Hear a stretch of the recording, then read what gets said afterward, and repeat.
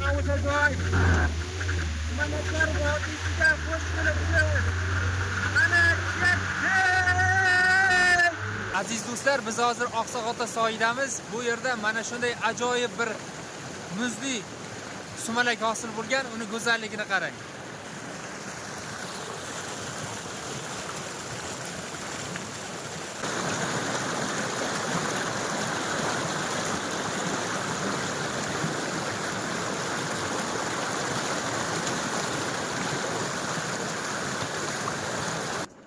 Sizlarga hozir ajoyib bir narsani ko'rsataman. Bu yerda bunaqa narsalar juda ham ko'p va noyob.